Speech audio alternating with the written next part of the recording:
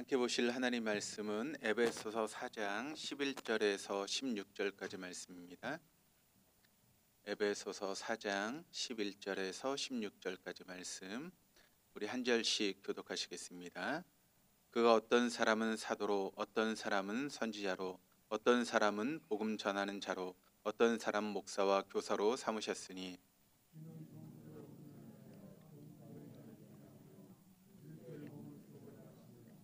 우리가 다 하나님의 아들을 믿는 것과 아는 일에 하나가 되어 온전한 사람을 이루어 그리스도의 장성한 분량이 충만한 데까지 이르리니.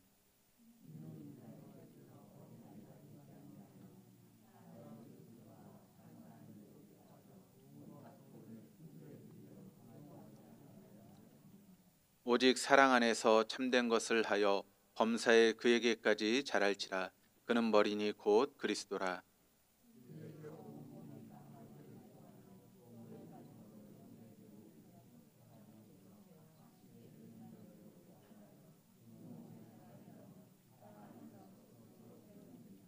아멘.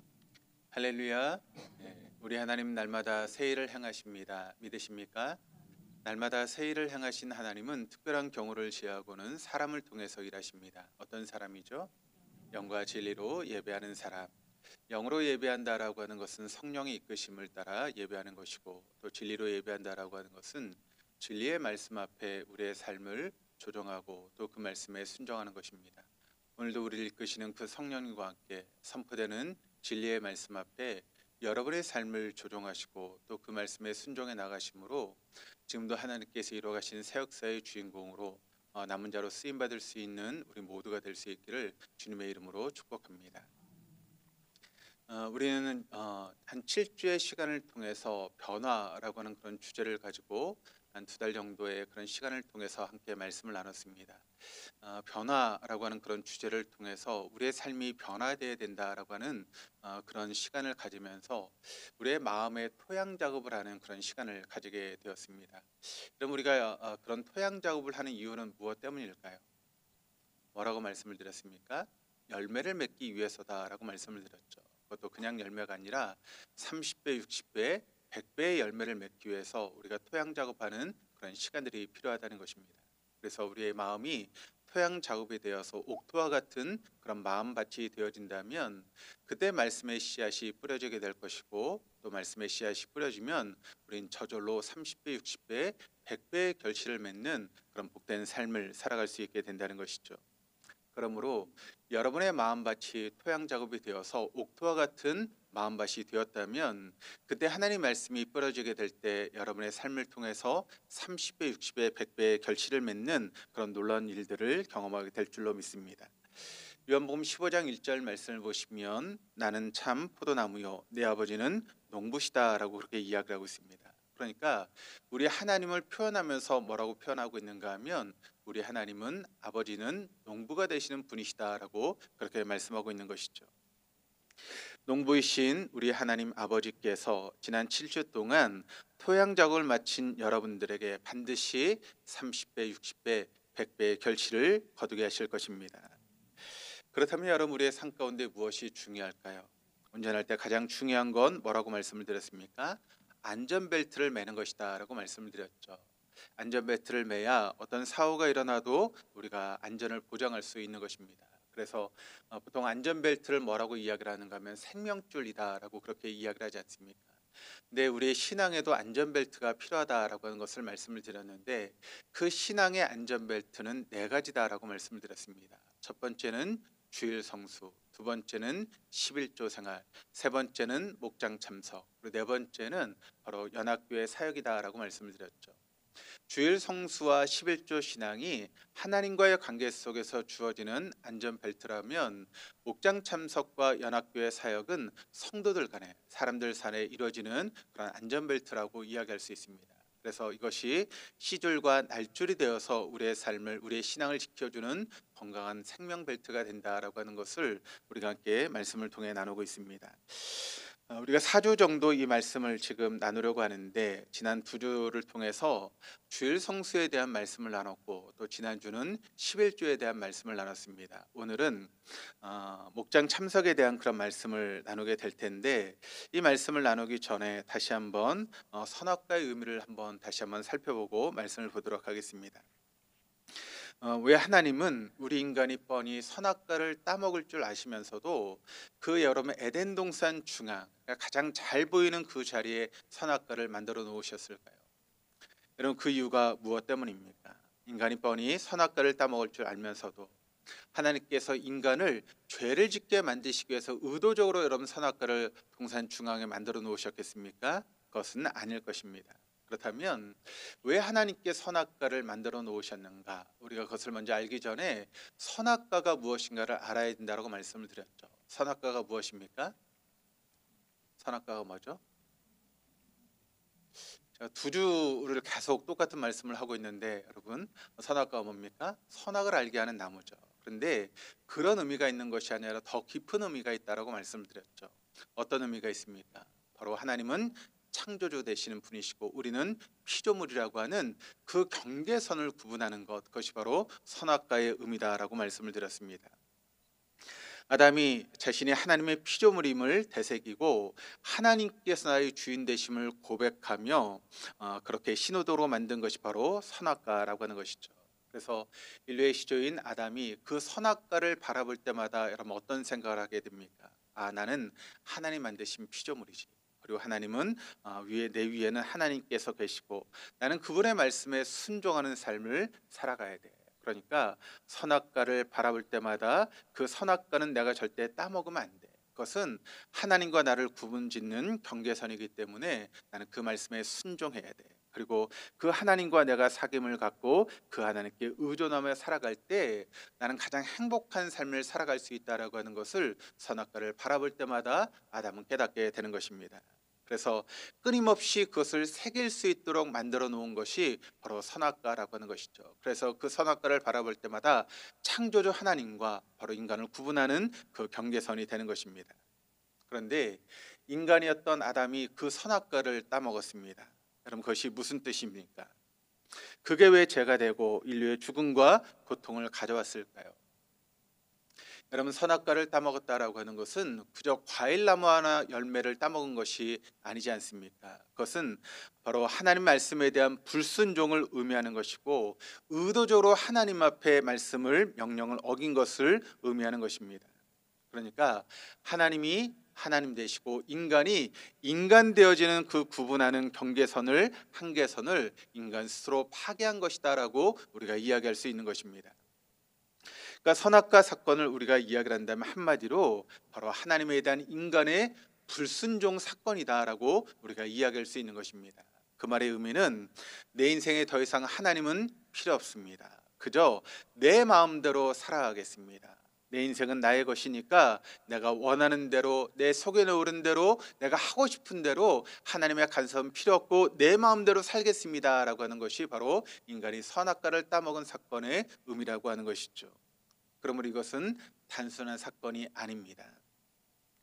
여러분 인간이 하나님이 만들어 놓으신 그 규율 안에서 삶을 살아갈 때 하나님과 친밀한 관계 속에서 인간은 영원한 생명을 누릴 수 있는 그런 삶이었습니다. 그런데 그 선악과를 따먹은 그 사건으로 인해서 하나님과 친밀하게 교제했던 인간과 하나님의 교제의 관계가 끊어졌습니다. 그래서 하나님과 분리가 이루어지게 되었고 하나님과 분리되는 그 순간 인간에게는 영혼의 죽음이 찾아왔고 육체의 죽음이 찾아왔을 뿐만 아니라 영원한 죽음이 우리 인간에게 찾아오게 된 것입니다. 이것이 바로 죄의 본질이고 그 결과 인간은 영원한 죽음이라고 하는 것을 맞을 수밖에 없는 그런 존재가 되어버리고 말았던 것이죠. 그런데 여러분 문제는 지금 우리의 삶 가운데 하나님과 인간을 구분하는 선악과가 더 이상 없다라고 하는 것입니다. 그렇다면 지금도 우리에게는 하나님과 인간을 구분하는 경계선이 필요한데 그 경계선이 지금은 여러분 무엇이라고 말씀을 드렸죠? 그 경계선이 무엇입니까? 무엇입니까? 제가 2주 연속 지금 계속 입이 앞에 지금 말씀을 하고 있는데 뭐죠? 주일 성수와 11조 이 두 가지가 바로 하나님과 인간을 구분하는 경계선이다라고 말씀을 드렸습니다. 그러니까 여러분, 우리가 주일 성수라고 11조 생활하는 것은 우리가 단순히 주일을 지키고 또 11조를 하는 그런 문제가 아니라, 하나님은 나를 창조하신 창조주이시고 나는 그분의 피조물임을 고백하는 것이 바로 주일 성수와 11조의 의미다라고 하는 것을 우리가 지난 2주간의 시간을 통해서 함께 말씀을 함께 나눴죠. 오늘은 세 번째 시간으로 목장에 대한 그런 말씀을 나누게 될 텐데, 오늘 우리가 본문으로 보고 있는 말씀은 에베소서라고 하는 그런 말씀입니다. 그런데 이 에베소서는 무엇에 대한 말씀을 기록하고 있는 것인가 하면, 많은 성경학자들이 이 에베소서를 이야기를 할 때 이것은 바로 교회론에 대한 이야기다라고 하는 것을 이야기를 하고 있습니다. 여러분, 교회론이라고 하는 것이 무엇입니까? 교회론은 뭘 의미하는 것이죠? 교회가 무엇인가를 정의하는 것이 바로 교회론입니다. 그러니까 우리가 에베소의 말씀을 읽으면 교회가 무엇인가를 알 수 있게 하는 것이 바로 에베소의 말씀이라는 것이죠. 그래서 우리가 사실 교회가 무엇인가를 알기 위해서는 에베소 전체, 6장으로 된 에베소 전체를 읽어야지 우리가 정확하게 알 수 있습니다. 에베소 전체를 읽지 못한다 할지라도 오늘 본문의 말씀인 에베소 4장을 읽어야 우리가 교회론에 대한 말씀을 알 수 있게 되는데, 시간 관계상 다 읽을 수는 없고 오늘 본문을 중심으로 함께 말씀을 보면서 교회가 무엇인가에 대해서 함께 말씀을 나누는 시간을 갖도록 하겠습니다. 에베소의 말씀을 통해서 교회론을 이야기를 하고 있는데, 먼저 기억해야 될 것은 무엇인가 하면, 교회는 여러분 무엇인가 하면 훈련소라고 하는 것을 에베소의 말씀이 우리에게 증거하고 있습니다. 그러니까 교회는 피난처가 아니라 훈련소라고 하는 것을 우리가 잊지 말아야 되는 것이죠. 가끔 이렇게 말씀하시는 성도님들이 계십니다. 우리가 일주일 동안 얼마나 세상에서 치열하게 삶을 살다가 이제 교회에 나왔는데, 교회에서조차 우리가 힘들고 어렵게 훈련을 받습니까? 좀 편하게 쉬다가 돌아가면 안 되겠습니까? 편하게 쉬다가 또 일주일 동안 세상의 삶을 살아가야 되는데 그저 쉼을 얻다가 돌아가면 안 되겠습니까? 라고 말씀하시는 분들이 계십니다. 그런데 여러분, 그런 생각을 가지고 여러분 교회 오시니까 자꾸 세상을 살아가는 것이 더 힘든 것입니다. 여러분, 지금 우리가 살고 있는 세상의 모습을 보면 눈에 보이지 않지만, 우리가 살아가는 세상은 어떤 세상인가 하면 영적인 전쟁이 치러지는 그런 세상입니다. 그러니까 여러분, 우리가 한 주 동안 삶을 살아갈 때 얼마나 치열하게 지금 영적 전쟁이 이루어지고 있습니까? 우리는 믿음을 지키기 위해서 애를 쓰고 있고, 그런 우리를 공격하는 사단으로부터 믿음을 지키기 위해서 애를 쓰고 노력하는 모습들이 우리의 모습이라는 것이죠. 그러니까 눈에 보이지 않는 그런 영적인 전쟁 가운데 우리가 삶을 지금 살아가고 있다는 것입니다. 그런데 여러분, 한번 생각해 보시길 바랍니다. 전쟁이 났습니다. 지금도 세상에는 여러 가지 전쟁이 있는데, 그 전쟁을 치르는 군사가 훈련소에서 그냥 쉼을 얻다가 여러분 전쟁에 나가면 승리할 수 있겠습니까? 승리할 수 없죠. 그 훈련소에서 정말 치열하게 훈련을 해야만 여러분 전쟁터에서 승리할 수 있는 것 아니겠습니까? 이날 6.25 전쟁이 우리나라에 일어났죠. 그래서 우리나라가 북한군에 계속 밀려서 낙동강 정선만 남겨둔 그런 상태에서 어려움을 당했습니다. 그때 많은 학도병들이 여러분 나라를 지키겠다고 군대에 들어와서 전쟁에 임하게 되었습니다. 그런데 그 학도병들이 제대로 훈련할 수 있는 그런 시간들이 없었습니다. 그러다 보니까 그냥 곧바로 전쟁에 투입되는 경우들이 있었죠. 한 번도 총을 쏘보지 않은 그런 학생들이 전쟁에 나가서 전쟁을 하니, 그럼 총을 제대로 쐈겠습니까? 어떤 전투를 제대로 했겠습니까? 오히려 총을 쏘보지 않았던 그 학도병들이 총을 쏘면서 오히려 아군들에게 총을 쏴서 어려움을 당하는 그런 일들이 많이 있었다라고 하는 이야기를 들었습니다. 그렇습니다, 여러분. 전쟁에 임하기 위해서는 훈련소에서 빡센 훈련을 받아야 그 전쟁에 승리할 수 있는 것 아니겠습니까? 그래서 전쟁터에서 우리가 승리할 수 있는 것이죠. 마찬가지입니다. 우리가 살아가는 그 삶의 자리는 치열한 영적인 전쟁이 일어나는 그런 자리입니다. 그런데 그 영적인 전쟁 가운데 우리가 승리하려면 어떻게 됩니까? 훈련소에 제대로 훈련을 받아야 우리가 승리할 수 있는 것이죠. 그런데 그 훈련소에서 제대로 훈련을 받지 못하면 우리는 영적인 전쟁에서 실패하고 패배할 수밖에 없는 것이죠. 그러므로 교회는 여러분 피난처가 아니라 훈련소입니다. 하나님 우리의 피난처이지 교회는 여러분 피난처가 아니라는 것이죠. 교회는 처절하게 때론 치열하게 훈련을 받아서 여러분 세상에 승리하는 삶을 살아가야 되는 것이 바로 교회라고 하는 것을 먼저 우리가 기억해야 됩니다. 그런데 그 훈련하는 그런 모습들을 보게 되면 여러분 우리나라에도 이제 국가대표들을 훈련하는 그런 장소가 있지 않습니까? 그런데 훈련하는 모습들을 보게 되면 거기에는 그 선수들을 훈련시키는 코치들이 있고 선수들이 있다라고 하는 것을 보게 됩니다. 오늘 본문의 말씀이 그것을 우리에게 보여주고 있는데 11절의 말씀은 코치에 대한 말씀, 또 12절의 말씀은 선수에 대한 말씀을 우리에게 가르치고 있습니다. 먼저 11절의 말씀을 같이 한번 읽어보도록 하시겠습니다. 그 어떤 사람은 사도로, 어떤 사람은 선지자로, 어떤 사람은 목사와 교사로 삼으셨으니. 교회 공동체 안에는 다양한 유형의 그런 코치들이 있다라고 하는 것을 우리에게 이야기하고 있죠. 사도가 있고 예언자가 있고 복음 전도자가 있고 목사와 교사가 있다라고 하는 것입니다. 여러분 이게 무슨 뜻일까요? 저희 지방에 이제 목사님 아들 중에 프로 축구 선수가 있습니다. 그래서 그 경기하는 것을 제가 관심을 가지고 이제 보는데, 여러분 어떤 축구팀을 한번 생각해 보시면 거기에는 수없이 많은 코치들이 있습니다. 헤드 코치라고 하는 감독이 있을 뿐만 아니라 이제 공격을 담당하는 그런 코치가 있고, 또 수비를 담당하는 코치가 있고, 또 골키퍼만 전담으로 가르치는 그런 코치가 있습니다. 또 여러 가지 작전을 짜는 작전 코치도 있죠. 그러니까 여러 코치들이 이제 하나의 팀을 이뤄가게 된다는 것입니다. 그런 것처럼 교회에도 여러 유형의 코치들이 있다라고 하는 것을 성경이 우리에게 증거하고 있죠. 12절 말씀을 한번 또 같이 한번 읽어보시겠습니다.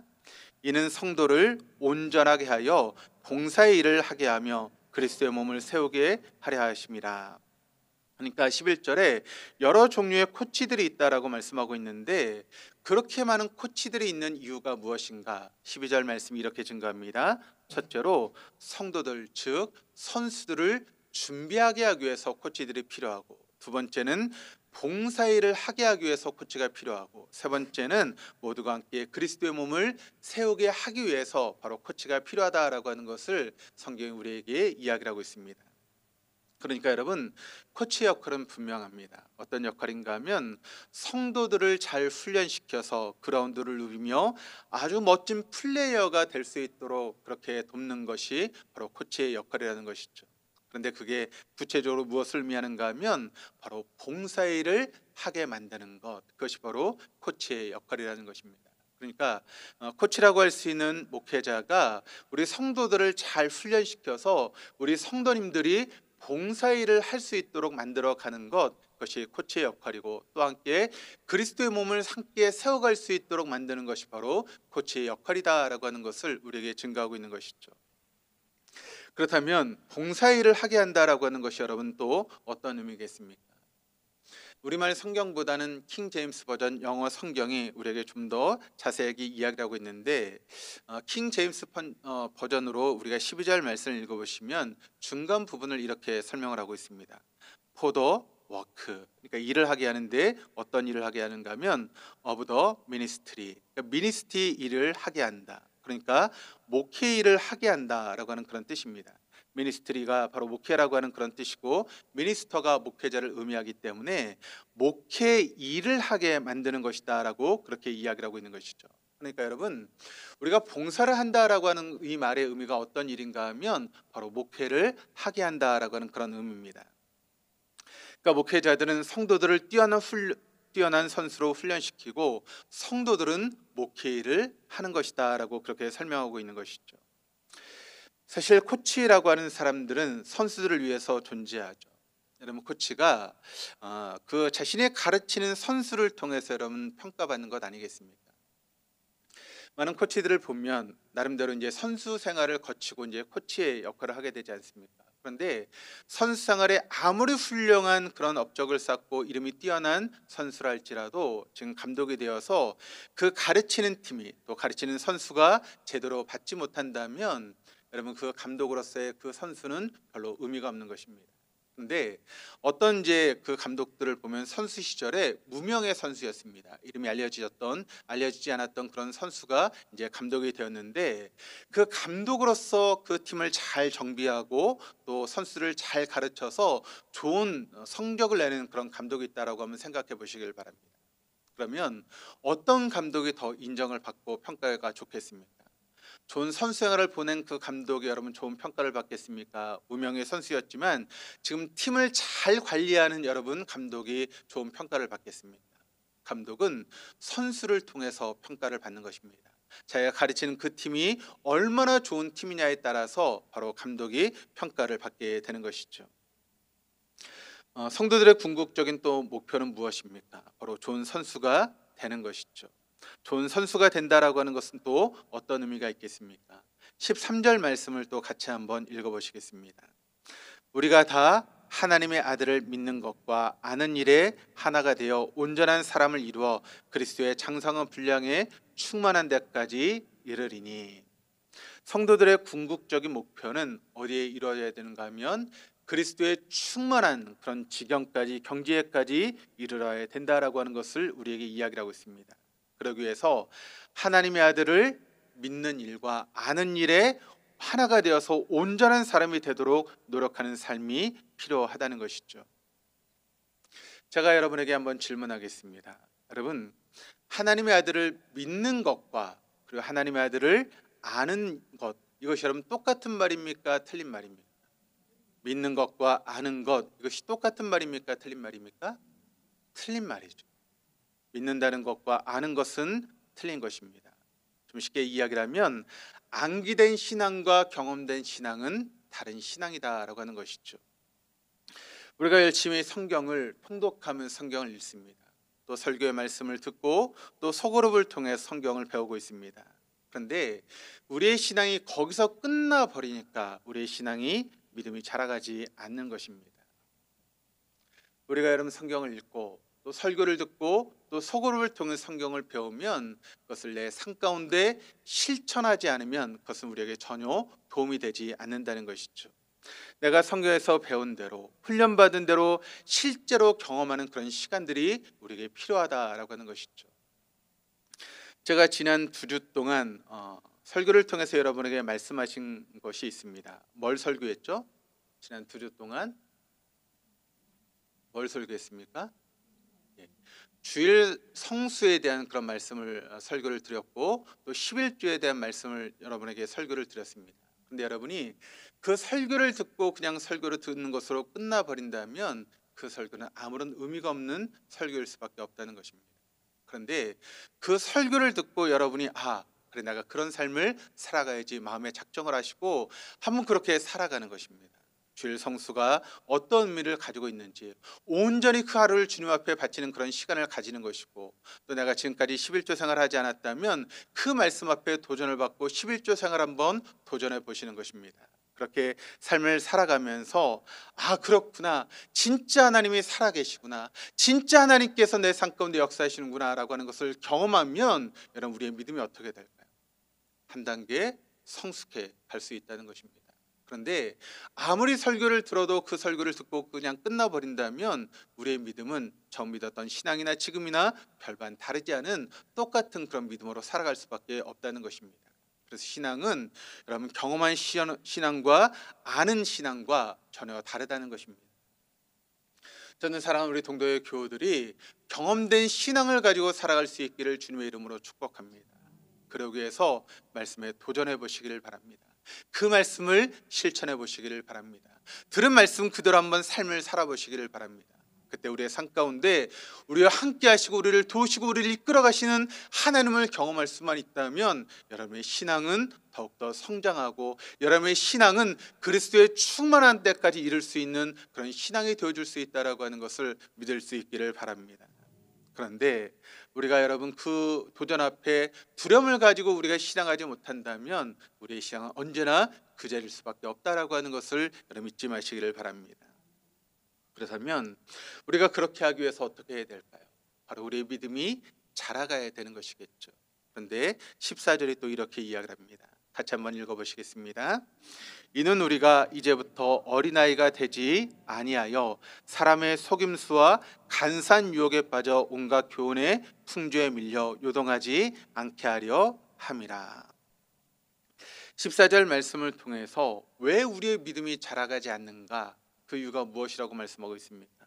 그것은 바로 사단의 유혹과 시험을 통해서 우리를 미혹하고 있기 때문에 우리의 신앙이 자라가지 않는다라고 하는 것이죠. 요즘 챗 GPT라고 하는 것이 있어서 저도 참 많이 도움을 얻습니다. 설교를 준비하면서 한번 재미삼아서 챗 GPT에게 물어봤습니다. 사단이 우리를 미혹하는 게 뭐야? 라고 물어봤더니 여러 가지로 대답을 하더라고요. 제가 한번 설명하겠습니다. 이렇게 이야기를 합니다. 때로는 교만과 자만으로 우리를 미혹합니다. 때로는 두려움과 염려를 가지고 우리를 미혹합니다. 그리고 세상의 유혹과 욕망으로 우리를 미혹합니다 라고 챗 GPT가 저에게 알려줬습니다. 근데 여러분, 그 이야기를 들으면서 맞다라고 하는 그런 생각을 하게 되었습니다. 여러분, 때로는 사단이 우리에게 교만과 자만이라고 하는 그런 마음을 심어두어서 우리의 신앙을 자라가지 못하게 합니다. 이만하면 됐지, 내가 얼마나 더해 라고 하는 그런 마음이 얼마나 우리를 교만하게 만듭니까? 근데 여러분, 우리의 신앙은 죽는 그 순간까지 자라갈 수 있어야 됩니다. 계속 우리의 신앙은 배우는 신앙이 되어야 되고, 주님께서 부르시는 그 순간까지 교만하지 않고 겸손한 마음으로 하나님 배우는 시간이 되어야 됩니다. 또 우리의 신앙은 여러분, 두려움과 염려를 가지고 있을 때 자라가지 못합니다. 예를 들어서 제가 11조에 대한 설교를 했습니다. 근데 그 말씀이 여러분에게 도전이 되어서 11조를 해야겠다라고 하는 마음이 생겼다라고 한번 생각해 보시기를 바랍니다. 그런데 그런 마음을 가지면 그때부터 사단이 우리의 마음 가운데 두려움과 염려를 줍니다.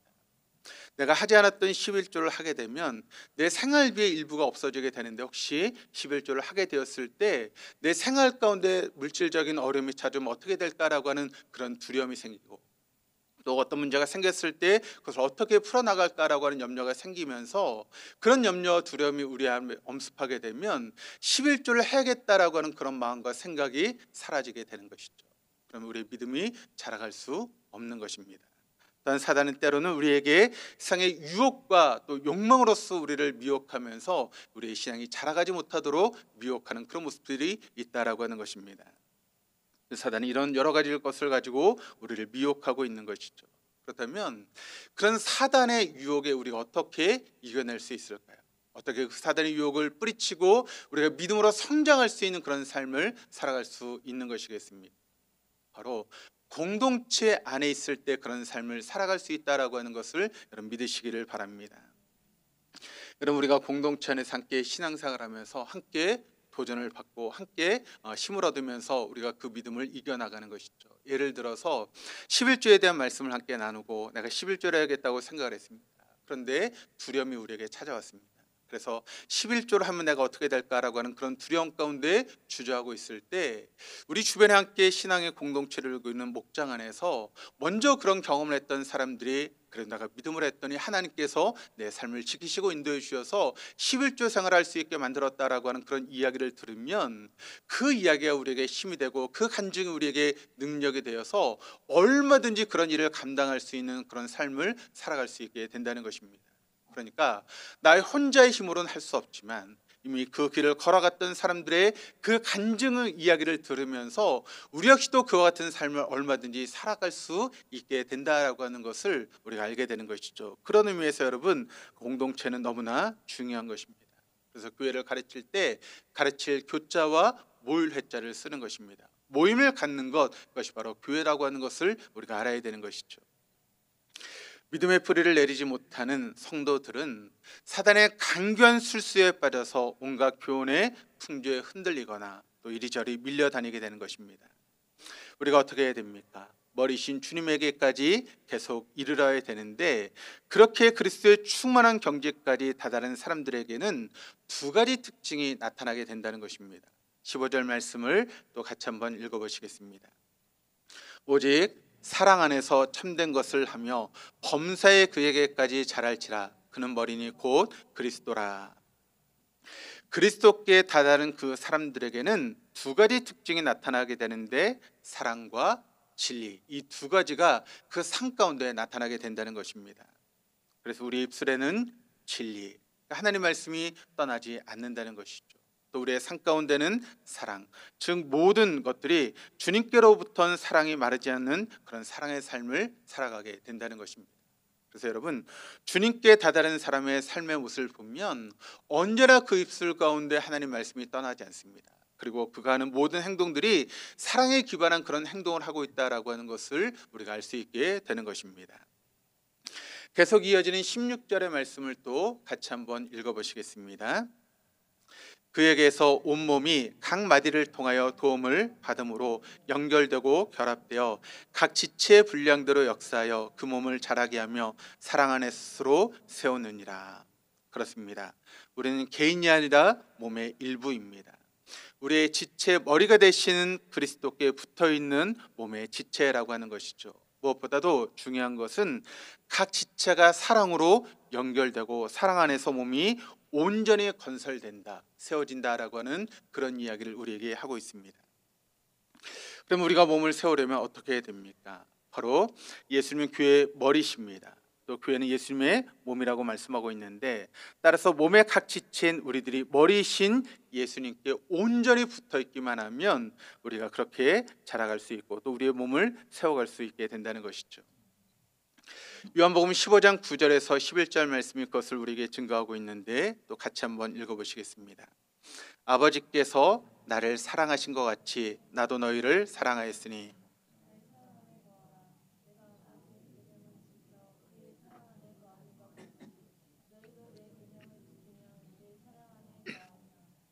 내가 이것을 너희에게 이름은 내 기쁨이 너희 안에 있어 너희 기쁨을 충만하게 하려 함이라. 자, 우리가 하나님의 사랑 안에 거하고 하나님의 진리 안에 거하게 될 때, 그러니까 우리가 사랑과 진리 이 두 가지를 꽉 붙들고 있으면 우리에게 무엇이 나타나는가? 바로 기쁨의 열마가 충만하게 맺혀질 수 있다라고 하는 것을 우리에게 증거하고 있습니다. 여러분, 여러분에게 기쁨이 있으십니까? 정말 기쁨이 있으십니까? 네. 아무리 우리의 삶이 힘들고 어려워도 우리가 주님 앞에 붙어 있으면 주님께서 우리의 삶 가운데 기쁨의 열매를 저절로 맺히게 만드신다는 것입니다. 그런데 여러분, 아직 여러분의 삶 가운데 기쁨이 없다면 여러분의 신앙을 점검해 보셔야 됩니다. 우리가 주일날 나와서 예배를 드리는 것이 정말 기쁘고 은혜가 넘치는 시간이 되지 못하고 있다면 무엇이 잘못되고 있는가를 한번 점검하는 그런 시간들이 우리에게 필요하다는 것이죠. 그런데 여러분, 그런 삶을 우리가 도대체 어디서 배우고 어디에서 실천할 수 있을까요? 주일 설교를 들으면 여러분 되는 것이겠습니까? 주일 설교를 듣는다고 해서 그것이 되는 것이 아닙니다. 우리가 그것을 듣고 실천할 수 있는 장소는 어디인가 하면 바로 목장입니다. 목장 안에서 그것을 듣고 그것을 실천할 수 있다는 것이죠. 그럼 뭐하고 똑같은가 하면 우리의 삶이 여러분 그렇게 목장 안에서 함께 단단히 연결되어지는 그런 삶이 되지 않으면 우리의 삶은 여러분, 신앙은 금방 흩어질 수밖에 없는 그런 모습일 수밖에 없다는 것입니다. 예를 들어서 전에도 한번 말씀을 드렸던 것 같은데, 쌀자루가 있습니다. 그 안에 쌀이 담겨져 있습니다. 그러면 하나로 연결되어 있는 것처럼 보여지지만 만약 누군가 칼로 그 옆을 찢어버린다면 어떻게 될까요? 그 안에 있는 쌀들이 다 여러분 어떻게 됩니까? 줄줄 흐르게 되죠. 그럼 그때는 다 나달이 됩니다. 다 각자 개인이 되어줄 수밖에 없다는 것이죠. 근데 여러분, 어떻게 하면 여러분 하나로 뭉쳐질 수 있을까요? 그 쌀을 여러분 밥을 하면 됩니다. 밥을 하면 어떻게 되죠? 다 그 밥들이 하나로 뭉쳐지게 되는 것 아니겠습니까? 우리가 성령의 불로 다 데워져서 찰밥처럼 되어지면 우리는 결코 떨어지지 않게 된다는 것이죠. 그게 바로 공동체의 진정한 의미입니다. 그게 바로 목장의 의미이고 그것이 바로 소그룹의 의미라는 것이죠. 좀 더 나눠보면 여러분, 구원은 철저하게 개인적인 문제입니다. 무슨 이야기인가 하면 여러분, 우리 아버지가 믿음이 좋으면 그 자녀들은 저절로 구원을 받습니까? 그런 일은 없죠. 여러분, 우리 아내가 믿음이 정말 좋으면 그 남편이 저절로 구원을 얻습니까?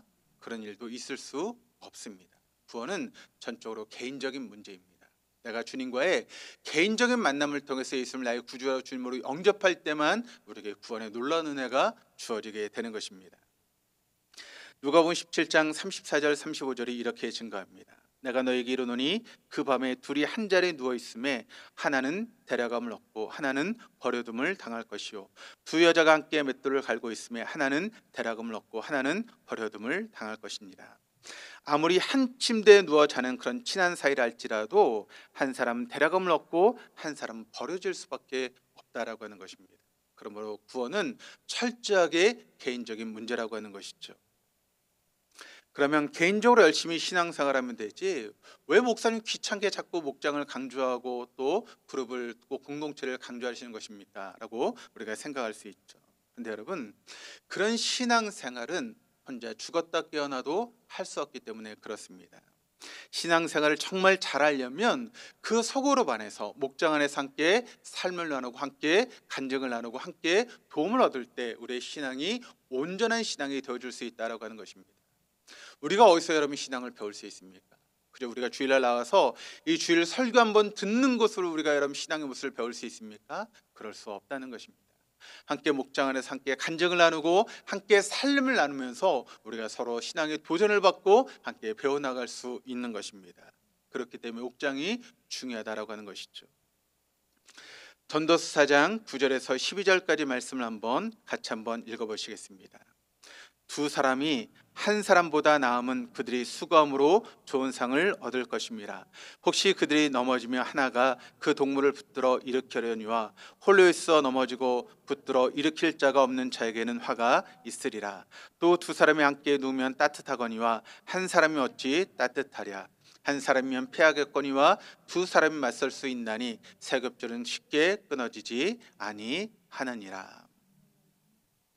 예수님께서 그래서 이렇게 말씀하셨죠. 마태복음 18장 20절 두세 사람이 내 이름 모인 곳에는 나도 그들 중에 있느니라 라고 말씀하고 있습니다. 그러니까 한 개인이 아닙니다. 최소한 두세 사람이 내 이름으로 모이는 그 자리에 내가 그들 가운데 함께 할 것이다 라고 하는 것을 주님이 분명히 우리에게 말씀하고 있습니다. 이런 목장이 중요한 이유가 여기 있습니다. 우리가 목장에 열심히 참석해야 될 이유가 바로 여기 있다라고 하는 것을 여러분 잊지 마시기를 바랍니다.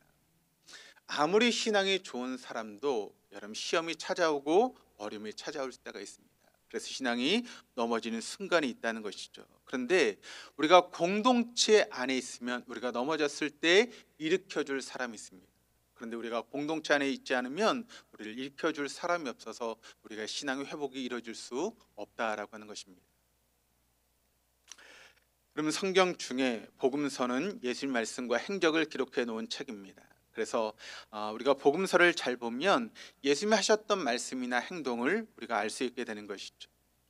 예수님의 3년의 공생의 그런 모습을 보면 예수님이 제자들, 그 소그룹 공동체인 제자들에게 집중하셨다라고 하는 것을 우리가 보게 됩니다.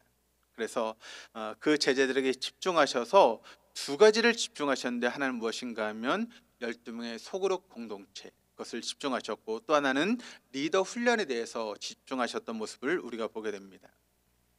그만큼 소그룹이 중요하고 그만큼 리더 역할이 중요하기 때문에 바로 주님께서는 이 두 가지에 신경 쓰시면서 공생의 삶을 사신 것입니다. 여러분, 교회는 소그룹이 있을 때만 교회가 건강하고 힘이 있을 수 있다는 것이죠. 그러니까 우리 교회 안에도 여러분 10개의 그런 목장들이 있지 않습니까? 그런데 그 목장들이 건강하게 세워져 있을 때 우리 동덕교회가 건강한 교회가 되어줄 수 있고 힘 있는 교회가 되어줄 수 있다는 것입니다. 그런데 우리의 목장들이 건강하지 못하고 그 목장들이 힘이 없으면 우리 교회 역시도 힘이 없다는 것이죠. 그러므로 우리 교회가 건강하고 힘 있는 여러분 교회가 되려면 소그룹인 목장들이 건강하고 힘이 있을 때만 우리 교회가 건강하고 힘이 있을 수 있다라고 하는 것을 여러분 잊지 마시기를 바랍니다. 그런데 그 목장이 건강하기 위해서 또한 중요한 것이 무엇인가 하면 리더가 중요하다라고 하는 것입니다. 근데 여러분, 리더는 어떻게 만들어지는 걸까요? 리더는 태어나는 것일까요? 아니면 만들어지는 것일까요? 만들어지는 것이겠죠. 그런데 주님께서 여러분 그런 리더를 만드실 때 스펙이 좋고 완성된 리더를 부르실까요? 아니면 그 반대일까요? 주님께서 여러분 그런 리더를 부르실 때 스펙이 완전히 잘 짜여진 그런 사람을 불러서 리더로 세우실까요? 아니면 부족한 사람들을 불러서 리더로 만들어 가실까요? 전자입니까? 후자입니까? 후자이죠. 우리가 단적으로 볼 수 있는 예가 누구입니까? 바로 베드로입니다. 베드로의 원래 이름은 여러분 어떤 이름입니까? 시몬이라고 하는 이름이죠. 근데 시몬이라고 하는 이름의 뜻이 무엇입니까? 갈대라고 하는 그런 뜻입니다. 여러분 베드로는 갈대와 같은 인생을 살았던 사람이고 또 성격은 얼마나 여러분 급하고 강박한지 기복이 심한 그런 인생이었습니다. 그런데 그런 베드로를 주님께서 부르셔서 제자로 삼으시고 그를 어떻게 만드셨습니까? 베드로 반석으로 만드셨던 것을 우리가 보게 됩니다. 갈대와 같이 이리저리 흔들리던 기복심했던 무식한 베드로는 든든한 반석이 되어서 예수님의 수제자가 되어줄 수 있었다라고 하는 것을 우리가 알게 되죠. 그런 의미에서 보면 주님은 완성된 사람을 부르시는 것이 아니라 부족한 사람을 통해서 하나님의 사람으로 리더로 만들어 가신다라고 하는 것을 우리가 잊지 말아야 됩니다. 그렇다면 주님께서 우리에게 여러분 우리를 부르실 때 우리가 어떻게 여러분 해야 됩니까? 주님, 내가 나이도 많고 가진 것도 없고 배운 것도 없는데 무슨 내가 리더가 되겠습니까? 라고 하는 것은 믿음이 없는 고백입니다. 하나님, 제가 부족하고 나이도 많고 가진 것도 없고 배운 것도 없지만 주님께서 나를 부르신다면 내가 그 일에 순종하겠습니다 라고 하는 것이 바로 진정한 믿음이다 라고 하는 것을 여러분 잊지 마시기를 바랍니다. 그럼 우리가 어떻게 해야 될까요? 바로 주님의 부르심에 응답하면 되는 것입니다. 고린도전서 1장 27절에서 29절까지 말씀을 같이 한번 읽어보시겠습니다. 그러나 하나님께 세상에 미련한 것들을 택하사 지혜 있는 자들을 부끄럽게 하려 하시고 세상에 약한 것들을 택하사 강한 것들을 부끄럽게 하려 하시며 하나님께 세상에 천한 것들과 멸시받는 것들과 없는 것들을 택하사 있는 것들을 피하려 하시나니 이는 아무 육체도 하나님 앞에서 자랑하지 못하게 하려 하심이라. 이것이 바로 우리 주님께서 일하시는 방법이다라고 하는 것을 여러분 아시기를 바랍니다. 우리 주님은 스펙이 좋은 사람을 찾으시는 것이 아닙니다. 우리 주님은 모든 것을 완벽하게 갖춘 사람을 찾으시는 것이 아닙니다. 우리 주님은 순종하는 자를 찾으십니다. 아무리 부족하고 아무리 연약해도 그 주님의 부르심에 내가 여기 있습니다라고 순종하는 사람을 찾으셔서 그 사람을 통해서 하나님의 역사를 일으키시는 분이 우리 주님이시다라고 하는 것을 여러분 잊지 마시기를 바랍니다. 그러므로 우리에게 가장 귀한 축복이 있다면 여러분 무엇일까요? 바로 주님의 부르심에 응답하는 것이 가장 큰 축복이다라고 하는 것을 여러분 믿으시기를 바랍니다. 그러면 누가 리더로 부름을 받을 수 있겠습니까? 주님 미련한 사람들, 약한 사람들, 비천한 사람들, 그런 사람들을 부르셔서 온전한 일꾼으로 삼으셨다라고 하는 것입니다. 여러분 지금 우리가 살고 있는 이 세상이 얼마나 여러분 우리의 믿음을 흔드는 그런 세상이 되고 있습니다. 얼마나 세상의 물결이 우리를 여러분 침범하려고 애를 쓰고 있습니다. 경기 침체의 물살, 세상의 유형의 물결, 그 외에 여러 가지 우리의 신앙을 가로막고 있는 물살들이 지금 엄청나게 세게 흘러가고 있는 그런 시대 가운데 우리가 살고 있습니다. 그렇다면 그런 시대 가운데 나를 꽉 붙잡아주고 있는 것이 무엇인가? 바로 목장입니다. 또 목자입니다. 다시 말씀드립니다. 제가 만일 그저 주님의 부르심에 응답하지 않았다면 제가 지금 어떤 삶을 살고 있을까라고 생각해 보면 등줄기에 땀이 납니다. 생각만 해도 끔찍합니다. 부족한 저를 주님께서 부르셨다고 믿고 그저 목사의 자리를 지키고 있었더니 그나마 오늘 제가 여기 있다는 것, 그것이 얼마나 감사한지 이런 것을 생각할 때마다 하나님 앞에 감사하는 마음이 제 마음 가운데 있습니다. 그런데 여러분 우리에게 기회가 항상 있는 것이 아닙니다. 지옥에 가면 껄껄하는 소리만 들린다고 하지 않습니까? 내가 그때 그렇게 할 걸, 내가 저때 저렇게 할 걸, 후회해봤자 소용이 없습니다. 이제 앞으로 여러분의 삶 속에서 다른 어떤 것보다도 목장 참석은 내 신앙의 생명줄이다. 목장 참석은 내가 절대 놓치지 말아야 될 내 신앙의 안전벨트다라고 하는 생각을 가지고 목장에 참석하시는 우리 동덕교회 되시기를 바랍니다. 그래서 그 목장 안에서 여러분이 그리스도의 장성한 분량까지 자라갈 수 있는 우리 동덕교회 모두가 되어줄 수 있기를 주님의 이름으로 축복합니다.